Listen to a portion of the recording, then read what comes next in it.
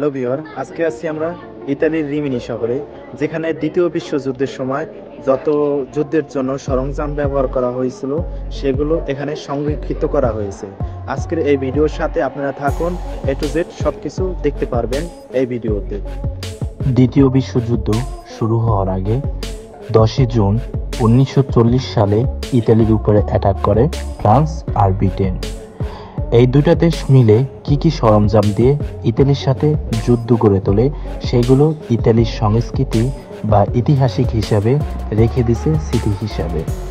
বিশ্বের বিভিন্ন দেশ যেমন পুরনো সংস্কৃতি দেখতে বেশি পছন্দ করে, তার থেকেও ইতালি একটি দেশ বিভিন্ন পুরনো সংস্কৃতি তারা ধরে রাখতে বেশি পছন্দ করে।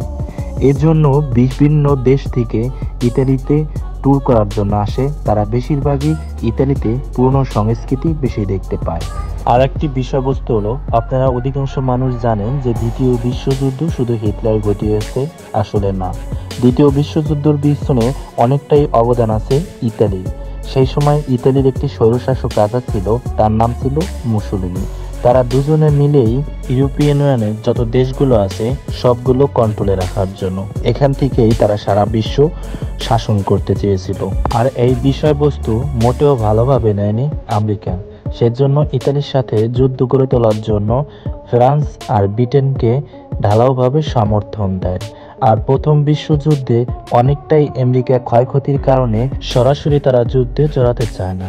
কিন্তু ইউরোপীয় ইউনিয়ন এক একটি দেশ এক একটির উপর যখন হামলা করা শুরু করে, তখন তারা সুযোগ বুঝে যুদ্ধে জড়িয়ে যায়। যাই হোক, এ বিষয়ে কথা বলতে চাই না। আপনি যদি এই পুরো ইতিহাসটা জানতে চান তাহলে এই বিষয়ে মুসলিম নিয়ে আমার চ্যানেলে একটি ভিডিও আপলোড করা আছে, সেই ভিডিওটা দেখে আসলে সম্পূর্ণ ইতিহাস জানতে পারবেন। এখানে দেখতে পাচ্ছেন বিভিন্ন দেশের গাড়ি আছে, মানে ইতালির সাথে যুদ্ধ করার জন্য টিকে থাকার জন্য বিভিন্ন দেশ ফ্রান্সকে তারপরে ব্রিটেনকে যে সরঞ্জামগুলো দিয়েছে সেই সব দেশের ছবি আকারে গাড়ির উপরে মানে পতাকা স্টিকার লাগানো আছে। তাছাড়াও মনে করেন যে ফ্রান্স ব্রিটেনের সাথে যুদ্ধে টিকে থাকার জন্য ইতালিয়ান সেনা সৈন্যরা যে গাড়িগুলো ইউজ করছে ব্যবহার করছে সেইগুলোরও মনে করেন যে গাড়িতে গাড়িতে মানে কি পতাকার দেখেন স্টিকারগুলো লাগানো আছে। তো যাই হোক, এখান থেকে আমরা কিছুটা হলেও ইতালির ইতিহাসিক সম্পর্কে জানতে পারলাম। তো অবশ্যই আমার এই চ্যানেলটা সাবস্ক্রাইব করতে আর লাইক করতে, আপনার কমেন্ট করে মতামত জানাতে ভুলবেন না। তো ভবিষ্যতে যদি আপনারা এই ইতালির রিমিনি শহরে ঘোরার জন্য আসেন, ট্রাভেল করার জন্য, তো এইসব পুরনো সংস্কৃতি তো দেখবেনই, তাছাড়াও পুরনো অনেক পেন্টিং আছে, ছবি, সেগুলোও আপনারা দেখতে পারবেন। তো এগুলো দেখলে গেলা বিভিন্ন পুরনো ইতিহাসিক আরো অনেক কিছু জানতে পারবেন। তো ভালো থাকবেন, বাই বাই, আল্লাহ হাফেজ।